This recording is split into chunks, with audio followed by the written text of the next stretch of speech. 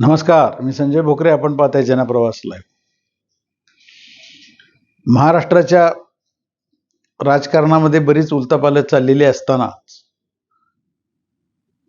भारतीय जनता पक्षाचे ज्येष्ठ नेते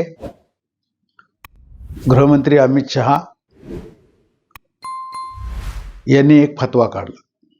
आज त्याच्यावरच विश्लेषण करायचं आणि त्या फतव्यामुळं बरेच मंत्री आता सध्या गॅसवर आहेत म्हटलं तरी काही चुकीचं होणार नाही. याचं कारण असं आहे की केंद्रातलं मंत्रिमंडळ विस्तार असेल आणि महाराष्ट्रात सुद्धा राज्यात काही मंत्री बदलायचे, रिशफलिंग म्हणतो मी त्याला, ते होणारच आहे. अशा वेळेला कुठल्या मंत्र्यांना डच्चू द्यायचा, कुठल्या मंत्र्यांचा भ्रष्ट कारभार आहे, कुणी काय काय गोंधळ घातलाय, या सगळ्याची इत्तमभूत माहिती गुप्तपणे अमित शहानी मागवल्याने कळबळ उडालेली आहे. आणि ही अगदी परफेक्ट दिल्लीची न्यूज आहे. आणि आता राज्यात मुंबईत ही सध्या सगळीकडं कागदं सगळी व्यवस्थित करणं एवढंच काम चालू आहे अधिकाऱ्यांना हाताशी धरून. मग भारतीय जनता पक्ष असेल आणि घटक पक्ष असतील, एकनाथ शिंदेचा पक्ष असेल, शिवसेना, सुनेत्रा वहिनी, अजितदादा यांचा पक्ष. अजितदादा असताना सुद्धा अर्थ खात्यामध्ये काही गोष्टी घडलेल्या आहेत.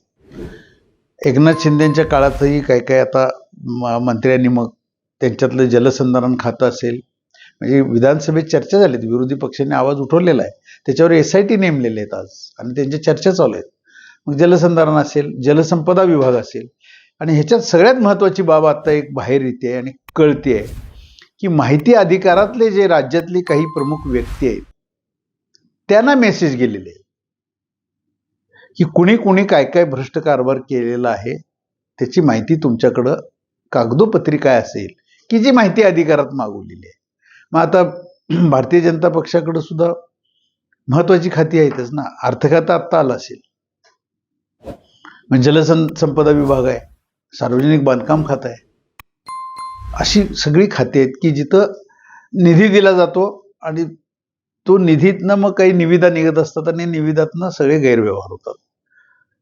आणि भ्रष्ट कारभार काय झालेला आहे, काय नाही, आणि भ्रष्ट मंत्री जर का असेल तर त्याला ठेवणं उचित नाही, असं आता केंद्रातलं धोरण आहे भारतीय जनता पक्षाचं. भ्रष्टाचारावर आळा घातला पाहिजे आणि देवाभाऊंची याला संमती आहे. कारण देवाभाऊ स्पष्ट म्हणतात, कुठला भ्रष्टाचार असेल तर मी खपवून घेणार नाही. आता खालच्या खाली कुठल्या मंत्र्यांनी उद्योग केले असतील आणि तो उजेडात आला नसेल तर तो उजेडात आला आणि तो मंत्री जबाबदार असेल, एखादी जरी घटना असेल तरी त्याचं मंत्रीपद हे जाणार म्हणजे जाणार. आणि ते गेलंच पाहिजे. जनता सुद्धा बघते ना आज. आणि त्याचे पुरावे आता माहिती अधिकारात कुणाकुणाकडे असतील तर ते गोळा करायचं काम चालू झाल्याने कळबळ उडालेली आहे. ही आतली बातमी आहे. मग आता एकनाथ शिंदे सुद्धा असतील, ते आपल्या मंत्र्यांना जागरूक करायला लागलेत. सुनेत्रा वहिनी सुद्धा जागरूक करतात. केलंच पाहिजे, नाहीतर आता हे सगळं अवघडून बसले. कारण घटक पक्षावर सुद्धा दबाव आहे. घटक पक्षाला सुद्धा सांगितलं जाईल की असे मंत्री आम्हाला नको आहेत की जेणेकरून महायुतीचं शासन राज्यातलं बदनाम होईल, हे चालणार नाही. त्यामुळं आता ही राज्यात एक नव्यानं विषय निर्माण झालेला आहे आणि भ्रष्टाचाराला आळा घालणं हे आता केंद्र सरकार, भारतीय जनता पक्षाचे नेते हे करत असतील तर हे अत्यंत चांगले आणि स्तुत्य आहे बाब. आज इथंच थांबू, उद्या पुढच्या भागात.